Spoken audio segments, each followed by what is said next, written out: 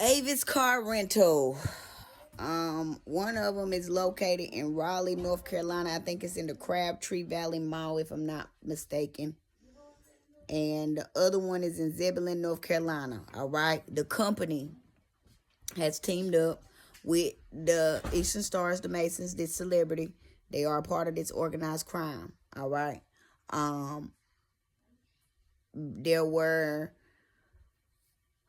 the one in Zebulon I went to like 2 or 3 times. Okay, like I was trying to find a way to make some money. All right, I was getting to run around, with the jobs. I was going to jobs, and they was just wasting my time. Man Humel in Wilson, North Carolina.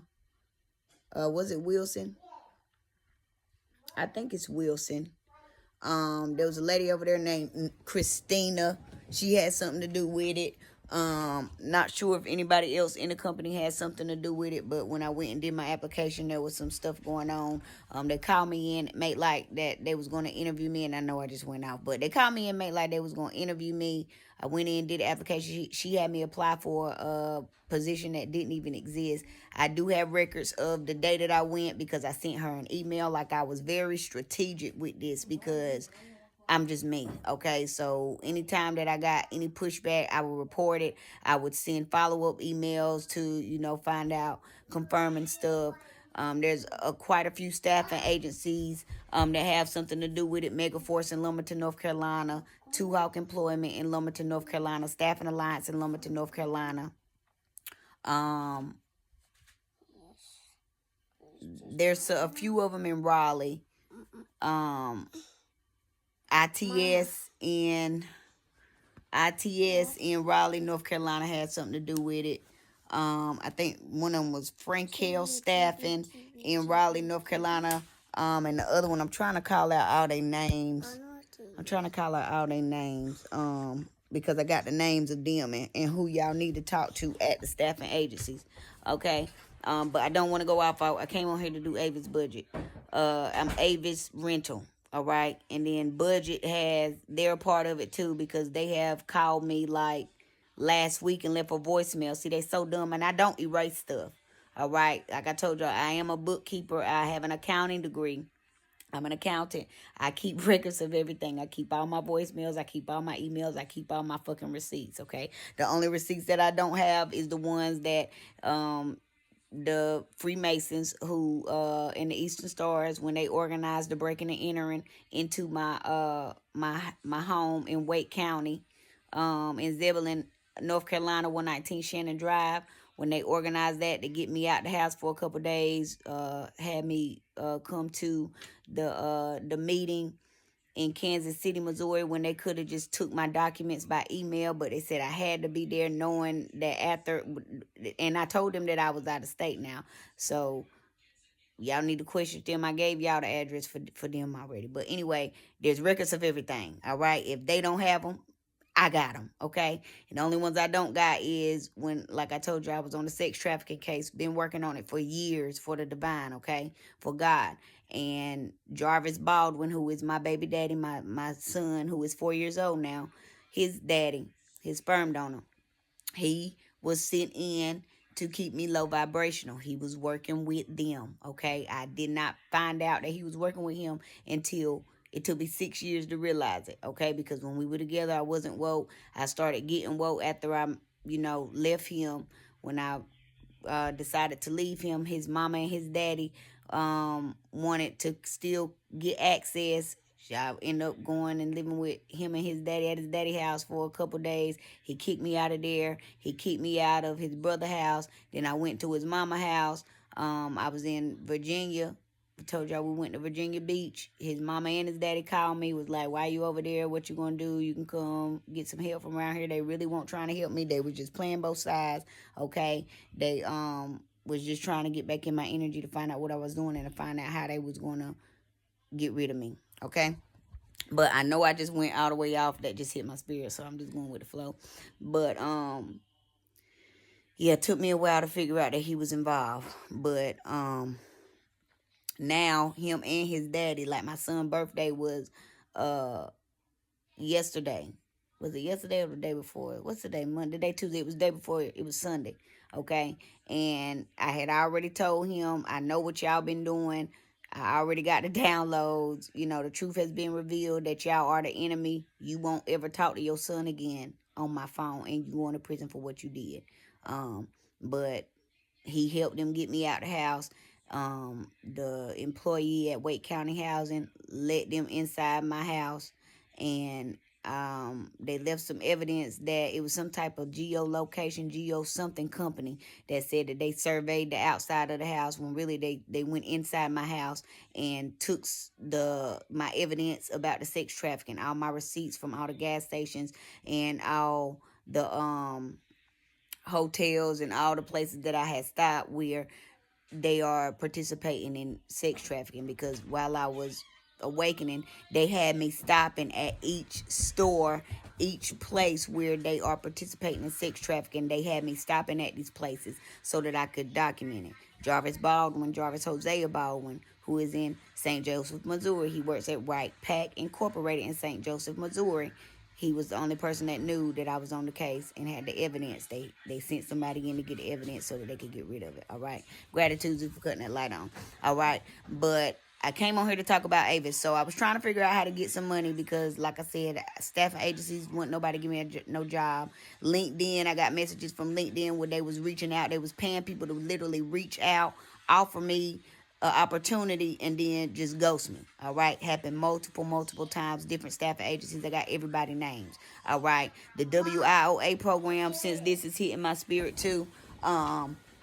Juanita at the WIOA program in Zebulon, North Carolina. There was a man at the WIOA program. NC Works is in on it, okay? At the WIOA program in Raleigh, North Carolina.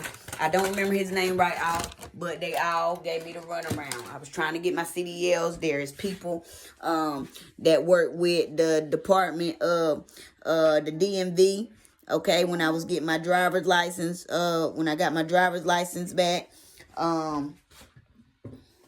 Flush the toilet. And I know I just went off. I came on here to talk about something else. But when I went down, I was getting my driver's license back because my driver's license had been suspended for years. And then God showed me how to get my driver's license back, you know, and I wouldn't have to pay like a whole bunch of money because there was a lawyer trying to charge me like $5,000 to get them back. When all I had to do was just go to court, and because I'm low income, there's a paper that you can fill out and, you know, let them know that you do wash your hands and let them know that you can't, you know, you can't afford to pay it or whatever. So I did that. All my fees and stuff got off, and all I had to do was, you know, just pay the fee to get my license back. All right. So in Zebulon, North Carolina, the license plate agency in Wendell, North Carolina, there's some people over there that are involved with the organized crime too. Can't remember their names, but I know all their faces. All right. But yeah, when I went to get my license, and I know I just went off, y'all, but I'm just going with what's dropping in my spirit right now. Pardon me. When I went to get my license, I had to have a hearing. So I scheduled a hearing. The dude that I scheduled a hearing with, I can't remember his last name. I think it was Philip Stroud.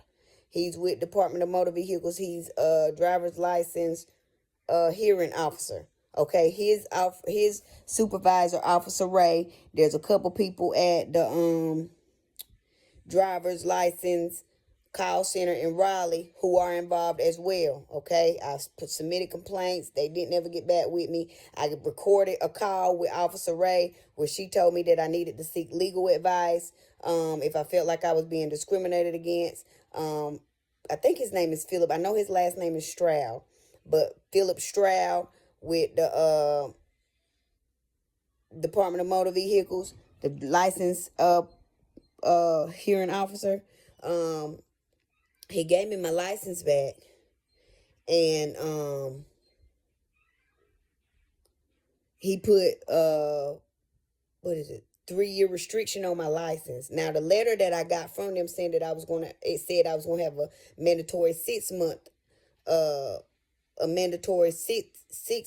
restriction.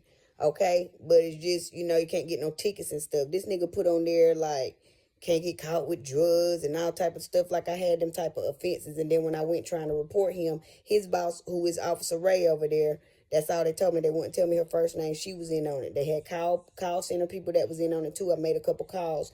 Y'all can get records of those calls that I called in on. Okay.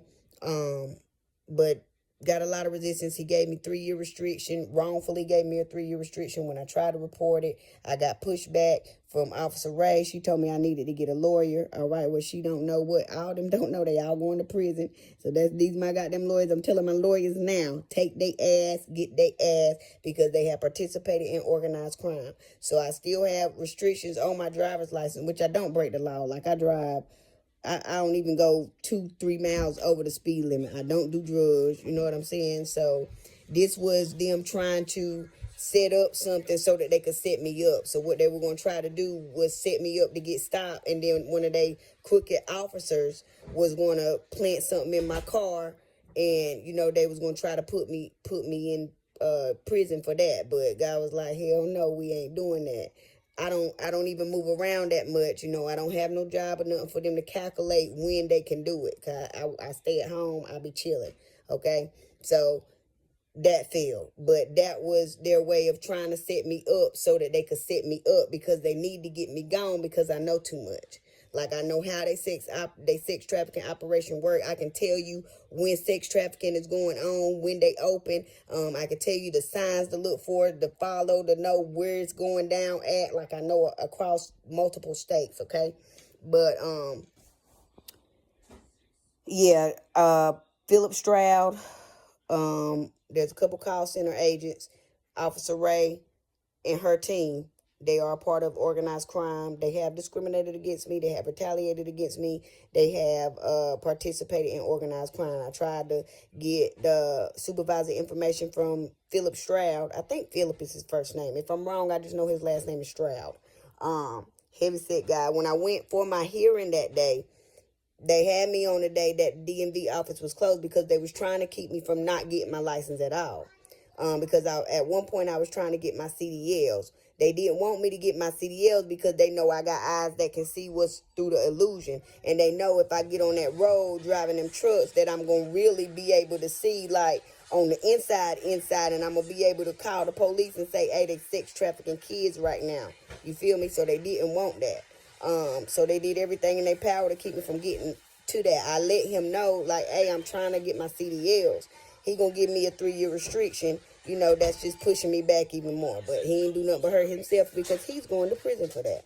Philip Stroud, you going to prison. Officer Ray, you going to prison. Everybody in the DMV call center that has participated in this organized crime, y'all going to prison because God said everybody that has participated in organized crime is going to do their time. Okay? Here's a but yeah, I know I just went all the way off of Avis. I was trying to find a way to get some money because I need to get some money. Duke Energy is in on it too. They kept jacking my light bill up $400-500 more than what it was. Okay. And now they got on my credit, I got a $3,000 light bill. How the fuck my light bill $500 and I live in a fucking apartment in the projects, bro?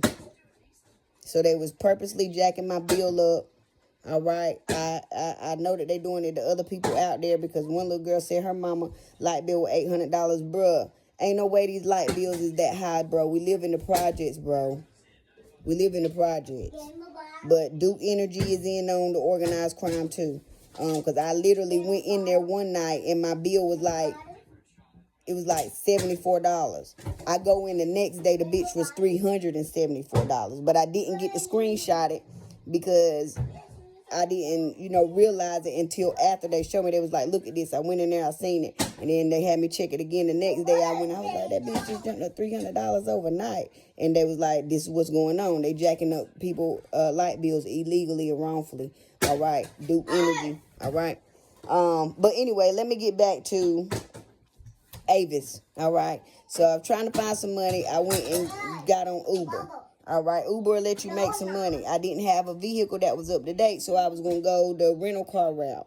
All right. I go to Avis trying to get the rental car, the one in the mall Both of the employees there, was a black girl and a black dude. They had both participated in organized crime. There were two other dudes that were there posing like they was having the same problems. They participated in organized crime. There was another black lady there that was watching me when I left out to get on the phone to figure out what was going on with my money. She was following me, trying to hear what I was saying, who I was talking to, so they could get a leg up to stop me. And then there was a lady that came in there, a couple people that came in there and actually got cards and dropped them off, trying to show off. You know, they participated in organized crime as well. And then the lady behind the desk and the dude behind the desk, they like to laugh at people's pain, so that's what they was doing. When I found out, they jacked up my deposit. It was like I had like a $300 credit card, and the thing, it was like 306. They said I couldn't split the payments, that I had to put it all on the credit card. Okay, but I think that they jacked it up because I don't think I know they jacked it up to where the credit card wouldn't cover it, because this was their way of trying to stop me from getting to some money. Okay,